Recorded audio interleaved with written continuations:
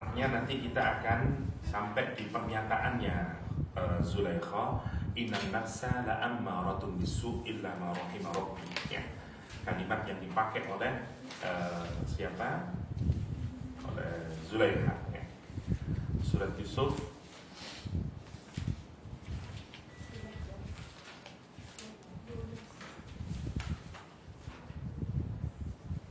surat ke-12, ya, Yusuf.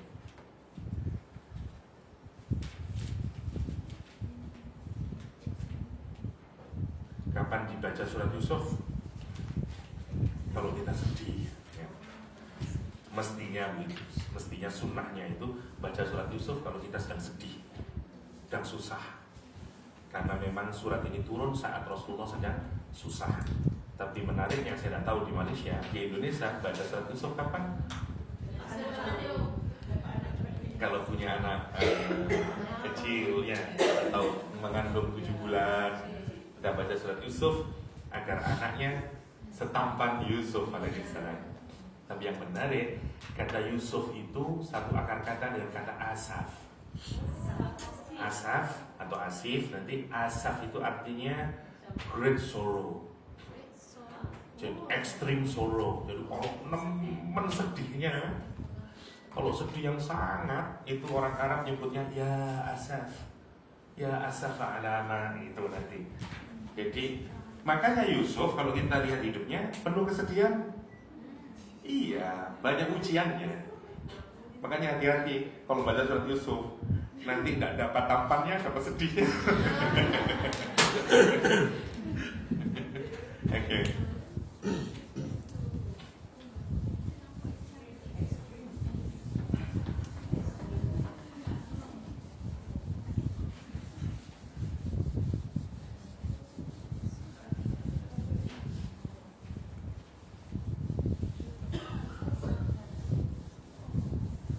Ketampanan Yusuf itu digambarkan oleh Al-Quran amat sangat menakjubkan, sehingga perempuan-perempuan Egypt itu sampai memotong tangannya. Dalam hadis disebutkan ketampanan Yusuf seakan-akan mewakili separuh ketampanan. Kalau seandainya ketampanan itu utuh, separuh dimiliki Yusuf. Pertanyaan saya, kenapa Yusuf kok bisa tampan? Kenapa? Karena Sarah, ya. Karena dia ibunya tampan, ibunya cantik. Jadi Sarah itu dulu kan Nabi Yakub alaihissalam, Nabi Ibrahim alaihissalam punya istri namanya Sarah. Jadi waktu dibakar Nabi Ibrahim alaihissalam itu, satu-satunya yang ikut dengan Nabi Ibrahim adalah seorang perempuan namanya Sarah. Jadi dia terkagum-kagum melihat Ibrahim dengan keponakannya Nabi Ibrahim sendiri namanya Lut. Sehingga mereka keluar dari Babilonia, dari Irak saat itu, terus dibagi tugas sama Nabi Ibrahim. Lut disuruh ke arah, kalau sekarang ke arah Jordan, Turki, ke sana. Karena itu nanti tempatnya kotanya Nabi Lut, daerah sana itu, ya, yang jadi laut mati, ya, itu daerahnya Nabi Lut alaihissalam. Sementara Ibrahim bersama Sarah kemudian dinikahi oleh Nabi Ibrahim, tinggal di Palestina, atau di dulu yang disebut dengan apa namanya. Makanya sebagaimana orang Yahudi meyakini Palestina itu memang menjadi salah satu kota paling tua dan dianggap sebagai pusat dari dunia, karena dulu sejak zaman Kanaan sudah ditinggali di sana. Oke. Nah, Sarah itu sangat cantik. Katanya kalau kecantikan itu utuh, separuh diberikan pada Sarah. Karena itu menjadi wajar kenapa Sarah waktu melewati Mesir, karena terlalu cantik, rajanya itu kalau melihat orang cantik selalu diperistri, kecuali kalau dia adalah saudarinya. Kalau dia istri, kalau dia bilang ini siapa? Istri saya. Istri itu tidak kuat ikatannya, dicerai pisah dia, ya. Kalau istri kan sebenarnya rapuh ikatannya, tinggal akad atau cerai. Begitu cerai sudah cerai. Tapi kalau saudari atau saudara nggak bisa diceraikan karena bayi bulan. Ya, kalau bilang saudara nggak bisa diambil karena bagaimanapun nggak bisa memisahkan saudara dengan saudaranya yang lain. Tapi kalau suami sama istri bisa dipisahkan. Karena itu kalau dulu orang bilang ini istri saya, diambil sama raja, ceraikan saya ambil. Dan Nabi Ibrahim alaihissalam itu yang disebut dengan white lies-nya Nabi Ibrahim alaihissalam. Nabi Ibrahim berkata, hadihi ukhti, kata dia, ini adalah saudari perempuanku. Tapi di dalam hatinya Nabi Ibrahim, ukhti fil Islam. Salah, nggak salah. Karena innamal mu'minuna ikhwatun. Sesama orang mukmin itu ikhwah. Saya tidak salah kalau menyatakan Kak H adalah ikhwati. Boleh, nggak salah. Itu pintarnya Nabi Ibrahim. Jadi bohong tapi nggak salah secara akidah. Makanya Nabi Ibrahim menyatakan hadihi ikhwati. Ini adalah saudari perempuanku. Di sini fil Islam. Karena memang ini saudara saya dalam Islam. Tapi meskipun begitu tetap dinikahin. Kenapa? Kata para ulama, karena terlalu cantik. Jadi meskipun dia melanggar kebiasaannya sendiri atau aturan yang dia terapkan, terus dinikahin gitu. Tapi sama dengan solehnya, kesolehannya Hajar. Jadi setiap mau didekatin sama raja itu berdoa, siapa Sarah ya, berdoa agar dia bisa diselamatkan. Dan itu yang menarik. Jadi setiap mau mendatangi lumpuh raja itu, terus minta doa lagi sampai 3 kali. Begitu 3 kali dia ingat, kamu memang seperti budakku Hajar. Hajar itu dulu juga seorang queen atau princess lah Hajar itu. Tapi Hajar juga sama, dia punya keunikan yang sama. Setiap raja mau dekati juga tidak bisa, lumpuh juga. Sehingga begitu Sarah, Hajarnya Nabi Ibrahim ya. Nanti begitu Sarah itu kemudian ketiga kali terus dia minta oke lah, maafkan saya, oke, minta didoakan sekali biar saya sembuh. Oke, terima kasihnya adalah dikasihkan Hajar sebagai pembantu. Karena you bisa menyembuhkan saya. Dan kenapa dia ngasih Hajar? Karena Hajar sama dengan kamu, dua-duanya tidak bisa disentuh oleh sang raja. Jadi itu keunikannya. Jadi kalau punya istri kayak Sarah sama Hajar enak, mau ditinggal setahun tenang gitu. Dia tidak bisa disentuh oleh siapapun kecuali oleh suaminya. Masya Allah ya. Itu Hajar. Karena itu nanti Hajar bersama Sarah.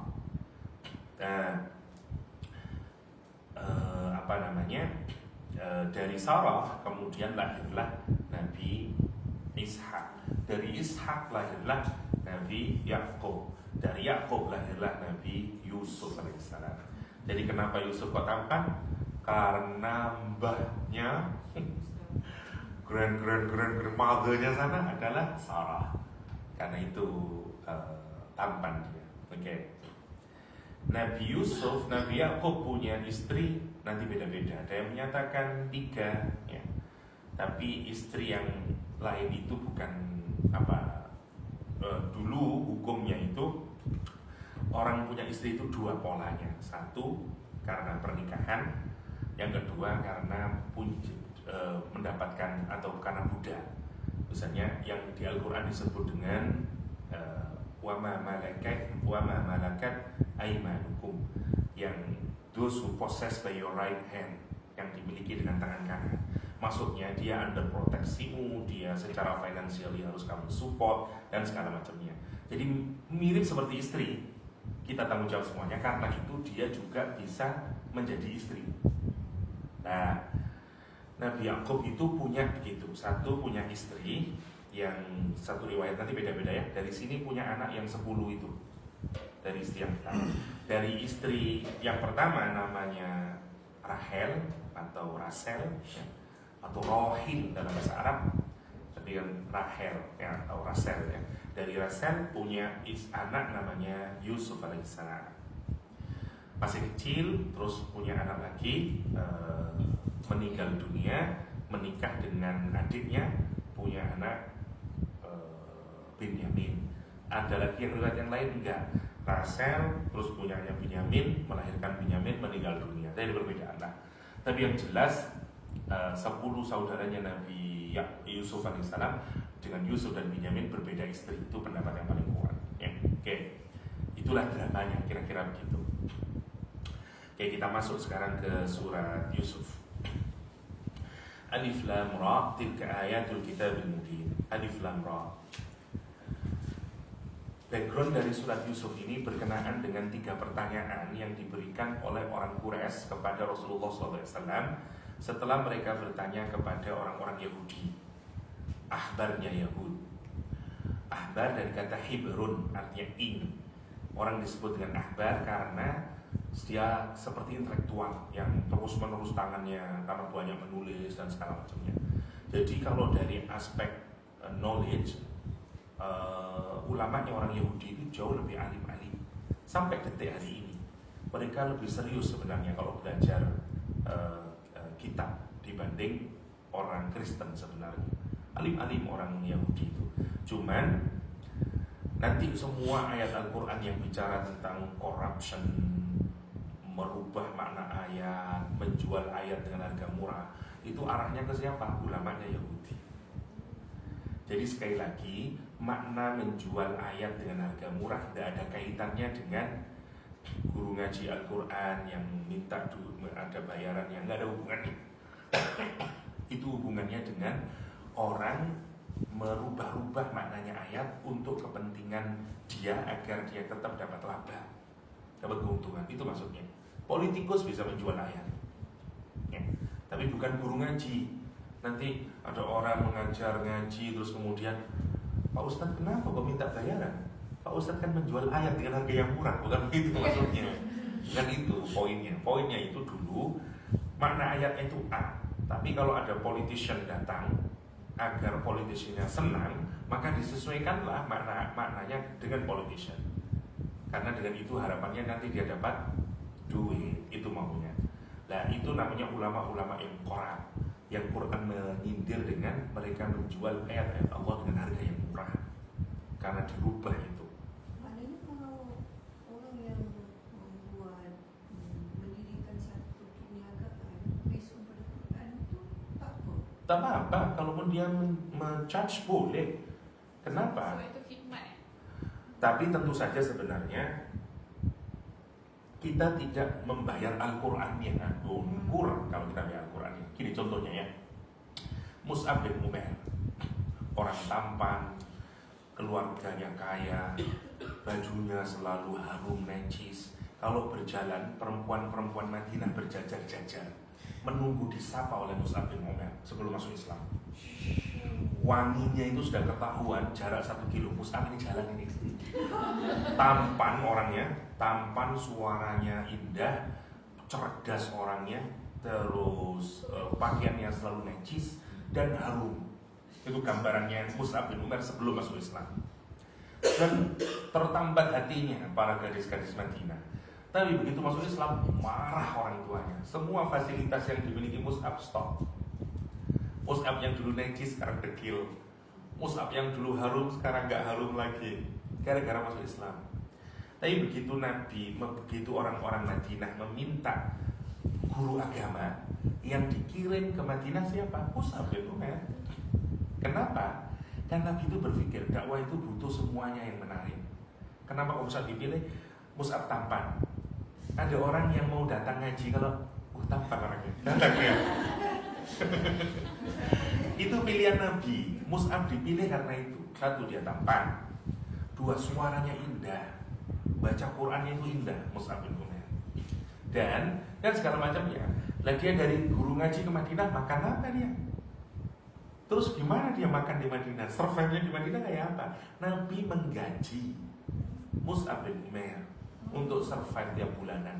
Jadi kalau ada orang menyatakan, loh kalau begitu tidak boleh, Nabi kok menggaji Utsman untuk mengajar Al-Quran bukan orang Madinah? Boleh, itu maksudnya. Terlalu banyak contohnya lah. Misalnya ada, masih ingat yang ceritanya di Hudhud Studio, Hudhud TV ya, yang dari Malaysia, yang pada suatu hari, yang ada saya hafal dulu. terus kemudian disengat kala jengking yang gitu. Terus raja bertanya, adakah di antara kalian yang karena ada yang untuk anak saya hafal gitu kisahnya ya. Terus dibacakan Al-Fatihah, meminta kambing boleh. Itu bukan menjual ayat Allah dengan murah. Jadi menjual ayat Allah dengan murah adalah merubah makna Al-Quranul Karim untuk kepentingan duniawi. Di Indonesia lucu-lucu. Misalnya ada ayat Al-Quran, yaitu kalimat yang diucapkan oleh dua anak gadisnya Nabi Syuaib alaihissalam kepada ayahnya setelah bertemu Musa alaihissalam. Kalimatnya, inna khaira man istajartal qawiyul amin. Kata dua anak gadisnya, ayah kan sudah tua, kalau butuh bantuan untuk membantu bisnis ayah ini, angkatlah Musa, karena Musa itu satu punya dua sifat, dia qawi, kuat dia, amin, dia terpercaya. Orang-orang yang mendukung Jokowi dan Amin Rais, Jokowi dan Ma'ruf Amin di Indonesia, ayat ini menjadi clue kata dia. Inna khairu man istajarta, sesungguhnya orang yang paling baik untuk kita upah yang itu jadi presiden Al-Qawi, Jokowi, Al-Amin, Ma'ruf Amin kata dia. Bisa aja. Nah, itu yang disebut dengan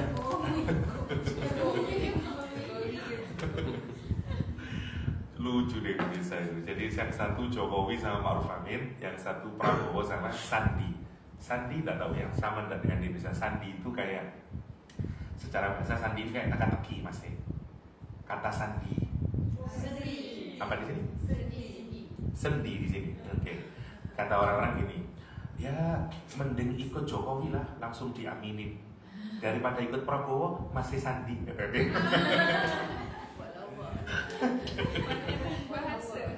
Orang Indonesia yang paling parah begitu itu ya, Qawiyul Amin. Itu tidak boleh kayak begitu itu lah. Biasanya di musim election banyak begitu dulu, banyak. Masih ingat dulu zaman saya masih kecil, ada partai Golkar, simbolnya itu adalah pohon besar ya, pohon saya lupa namanya, pohon beringin ya, yang pohonnya besar. Yang di kelompok yang anti Golkar, partainya Pak Harto, Soeharto, dia bilang wala taqraba hadhihi syajarah. Jangan mendekati pohon itu, jangan pilih Golkar. Masya Allah. Pilihlah PDIP karena ada Al-Baqarah katanya. PDIP gambarnya, partainya Megawati gambarnya lembu, Al-Baqarah katanya. Itu tidak boleh begitu itu yang itu contoh paling kasar ya. Ustaz, katalah kalau yang diorang sebarkan borang nak baca tahlil kena bayar RM30 kan bila nak Ramadan yang buat tu dia benar ke tidak Ustaz? Baca dalil 30 Isi borang alamat alamatkan pada siapa kita nak niatkan baca tahlil tu, tapi kita kena bayar RM30 ke siapa yang masjid ataupun kumpulan safi boleh dibenarkan ke tak? Itu menjual Al-Quran ke tidak? Saya kurang setuju, mungkin fix rate-nya itu yang saya nggak setuju. Kalau misalnya maksudnya jangan ditentukan sebenarnya. Kalau ditentukan salah enggak? Sebenarnya tergantung juga ya, tergantung niatnya dan segala macamnya. Prinsipnya begini sebenarnya, kayak seni lah, kayak art. Sebenarnya art itu kan tidak bisa kita bayar sebenarnya karena terlalu tinggi. Yang kita bayar adalah lelahnya dia melukis, idenya dia ketika ditaruhkan. Tapi sebagai karya seni dia priceless, nggak bisa itu. Sama juga dengan agama, urusan agama ini. Agama itu terlalu mulia untuk ditukar dengan urusan dunia. Cuman kan kita menggaji orang itu karena kelelahannya, karena semuanya itu yang kalau kita membayar. Nah, saya baru tahu itu. Kalau di Indonesia ada juga begitu, cuman tidak ada uang kalau misalnya kita minta doa dan segala macamnya. Enggak, biasanya kita cuma membawa nasi atau apa ke masjid untuk dimakan bersama-sama, terus kita bilang ke masjid mohon bantuan Al-Fatihah untuk ini begitu. Nah kalau dibayar langsung, ini yang nanti bisa jatuh kepada, mestinya harus ada keluasan ya bagi orang yang nggak mampu dan segala macamnya. Saya nggak tahu persisnya, karena saya nggak tahu tasarrufnya dipakai untuk apa, dalilnya kenapa kok harus bayar 30, itu kemana arahnya, atau untuk masjid? Untuk sedekah kan pada tahfiz juga, yang membaca itu. Ada jadi macam ni doktor. Contohnya ada ustaz yang ada madrasah. Jadi itu salah satu program. Kalau nak sedekahkan tahlil kan. Jadi akhirnya dia jadi satu package lah. Sekian harganya gitu. Sekian harganya. Bukan setakat RM30 tu, tapi kalau tahlil dengan apa-apa lagi. Kalau satu juzuk berapa? Kalau satu Quran kata Di Indonesia juga ada begitu, cuman tidak ada harganya yang ditulis. Maksudnya itu kerelaan setiap orang begitu. Nah, maksudnya kalau orang Indonesia bilang tahu sama tahu lah gitu. Maksudnya kita mengundang misalnya biasanya kalau ada acara haul atau apa, kita mengundang para hafid untuk mengaji Al-Quran Karim seharian penuh dari pagi sampai asyar misalnya 30 juzuk. Tapi nggak ada ditentukan sekian nggak ada gitu. Gini, di Indonesia sempat ramai gara-gara saya ke Malaysia apa ke Hong Kong waktu itu, ada seorang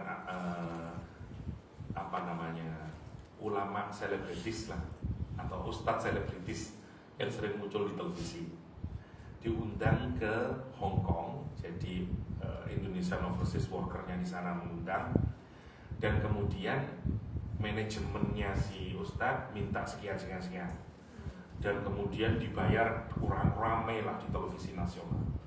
Karena kemudian terjadi, ustadznya nggak datang, dia sana marah-marah, padahal sudah mengirim DP-nya, uang awalnya, uang mukanya, hanya ramai lah. Sampai kemudian menjadi isu, bolehkah ustadz menentukan tarif kalau berceramah? Ya. Terjadi dua perbedaan di kalangan di Indonesia. Satu, kelompok yang menyatakan tidak elok karena urusan ceramah itu tidak bisa dihargai sebenarnya.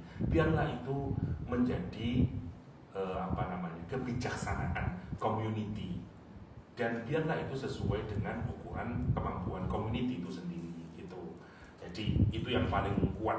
Yang kedua enggak, karena ini bagian juga profesionalisme, karena ustadz punya manajernya, punya apanya dan segala macam, jadi menentukan itu wajar karena bukan hanya untuk ustadz sendiri. Itu argumen yang berikan. Karena misalnya dia punya manajer, dia punya madrasah, dia punya apa. Jadi ini memang uang ini bukan hanya untuk ustadz, tapi memang sudah ada alokasinya, ada orang yang bekerja kepada dia, sehingga itu bagian dari kemaslahatan untuk banyak orang. Nah begitu yang masih membolehkan. Tapi kalau ustadz ngasih semata-mata untuk dirinya, itu hampir sepakat waktu itu tidak elok lah yang kayak begitu. Saya tidak tahu yang ini. Dan itu 30 itu dimaksudkan untuk apa uangnya? Kalau dimaksudkan itu untuk kemaslahatan pembaca dengan harga yang paling minimal, fine mungkin. Tapi kalau itu sebagai untuk menumpuk kekayaan atau apalah ya, kurang, bagi saya pribadi ya, kurang elok lah ya, kurang bagus lah maksud saya. Kenapa kok sampai ada harga yang tetap gitu sih, maksud saya itu kenapa kok sampai begitu? Kan itu kayak seperti orang yang agak pelit gitu loh maksudnya. Mestinya biarin aja lah, yang mengundang mau ngasih berapa kan gitu. Itu jauh lebih aman, lebih enak perasaannya. Saya tidak tahu, nggak ada keputusan dari apa istilahnya di sini, jakim, nggak tahu.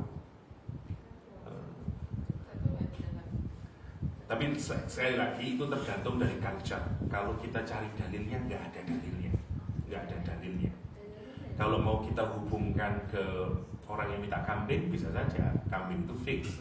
Dia minta kalau saya bisa sembuh, yuk kasih saya kambing sekian, ada fix rate di situ, bisa lihat. Ya. dan memang terjadi perbedaan di kalangan para sahabat. Satu menyatakan you menjual Quran dengan harga yang murah ditukar dengan sekian kambing, tapi yang lain enggak, saya bukan itu, memang saya membutuhkan untuk kita makan dan segala macam, yaitu kebutuhan kita. Dan sampai di Madinah Nabi membolehkan itu. Kalau mau dikiaskan ke sana, maksudnya begini, ini kan persoalan baru, persoalan yang baru. Sumber hukum Islam itu yang disepakati ada 4. Ada Quran, ada Sunnah, ada Qiyas, ada Ijma. Kalau di Quran jelas tidak ada dalilnya bahwa diharamkan mengundang itu dengan 30 ringgit, nggak ada ayatnya. Dalilnya juga pasti tidak ada hadisnya. Maka yang bisa kita ambil 2 ini, satu Qiyas, analogi, sama Ijma. Kalau kita pakai dalil Qiyas, minimal kita kiaskan ke kejadian Rasulullah yang para sahabat yang minta upah kambing. Dan kalau itu kita hubungkan ke fixed rate, masuk. Memang ada fixed rate. Untuk bikin kias ada aturannya sendiri ya. Tapi saya singkatkan saja lah. Misalnya memang itu fix, permintaannya memang fix, minta sekian kambing kalau kita baca riwayatnya. Ya. Tapi sekali lagi itu dikembalikan pada kaca. 30 ringgit itu harga yang wajar atau harga yang lebih, atau memang itu sangat wajar untuk orang melakukan aktivitas kayak begitu. Kalau itu menjadi sangat wajar, menurut saya masih memenuhi keadaban lah, atau kepantasan. Tapi kalau itu melebihi dan segala macam, saya pikir itu yang kurang bagus lah, kurang bagus.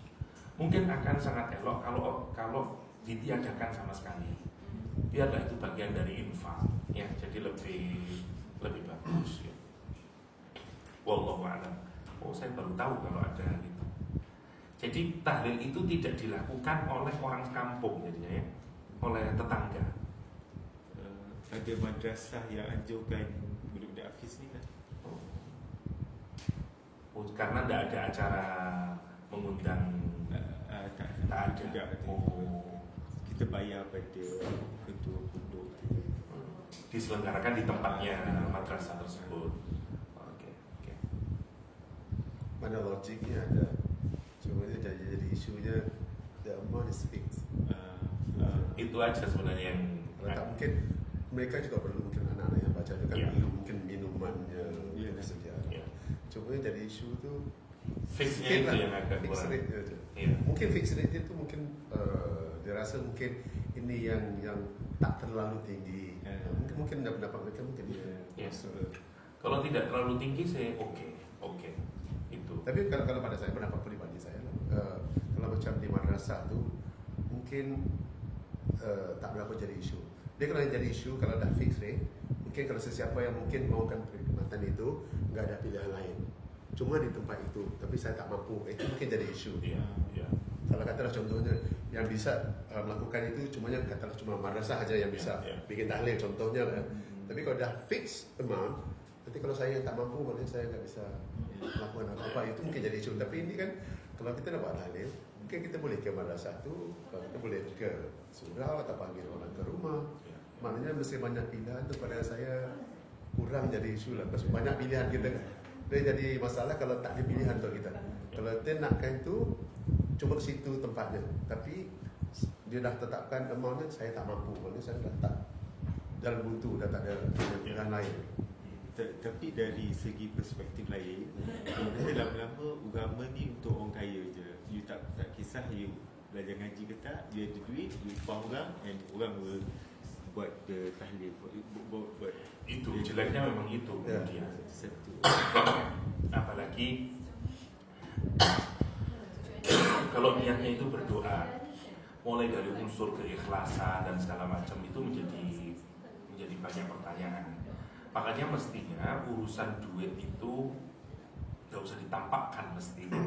Sama idenya misalnya kayak di Indonesia ya, ide asalnya. Meskipun sekarang orang-orang modern criticize di konsep of tahlil, tapi awalnya di Indonesia itu kalau ada orang meninggal dunia itu kesusahan itu menjadi kesusahan kolektif.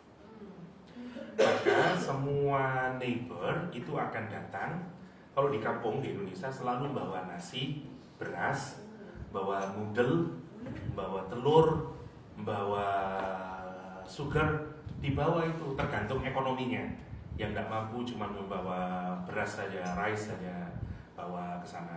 Jadi orang yang kesusahan itu banyak di rumahnya, noodle, sugar. Ayah saya meninggal, gulanya saja mungkin ada 3 ton mungkin di rumah. Kan orang datang ikut bela sungkawa, ya. Itu baru gula, belum berasnya, belum minyaknya, belum segala macamnya. Idenya itu sebenarnya simple di kampung itu. Karena kita ikut berselasungkawa, kita ngasihlah itu, sehingga dia tidak repot-repot. Karena di kampung itu kalau kita bertamu ke rumah orang, tidak dikasih teh, tidak dikasih makanan, itu kita tidak menunjukkan politeness. Jadi kayak dia tidak menghargai tamu, nggak begitu. Sementara sehingga di sanalah karena banyak ini yang dimasak itu bikin masakan, bikin makanan, dikasihkan kepada orang. Jadi kita sebenarnya ngasih makan untuk diri kita sendiri. Nah, malamnya ada tahlilan. Dari mana? Dari sini ini. Nutu yang dia pakai dan segala macamnya. Di Indonesia begitu polanya. Bahkan sebenarnya tidak menyusahkan. Datanglah orang yang nggak tahu culture, bagaimana hidup culture tahlil itu. Orang dari luar dia nggak tahu. Dia bilang makanan ini haram. You menyusahkan orang yang mati, datang ke rumahnya orang mati, makan orang mati. Karena dia tidak datang dari culture di mana dia hidup. Mungkin di Saudi Arabia case-nya tidak begitu. Memang kita tidak boleh, ada hadis memang yang menyalahkan. Kalau you datang ke orang sakit, jangan menyusahkan, memang itu haram. Ya tentu saja lah haram lah. Kalau orang itu susah, kita malah menyusahkan lagi. Tapi untuk konsep yang kayak begini itu kan local wisdom sebenarnya yang tumbuh. Ya. Nah itu yang tidak difahami. Masyarakat itu sudah lebih cerdas kok sebenarnya bagaimana untuk saling. Seperti di rumah saya, bahkan laba beruntung, bukan malah karena datanya selesai malah sama ibu saya dijual aja lah. Buat apa ini kebanyakannya?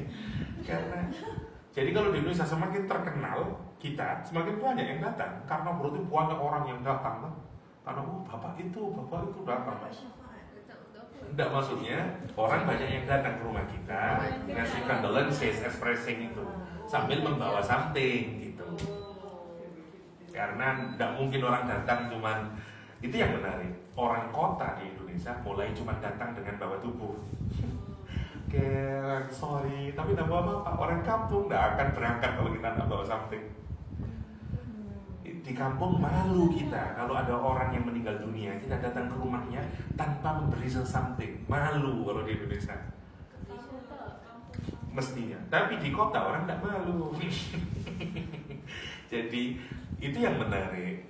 Jadi mestinya kan ada apa namanya, ada itu, atau bawa duit lah, boleh lah. Tapi banyak sudah tidak jalan itu.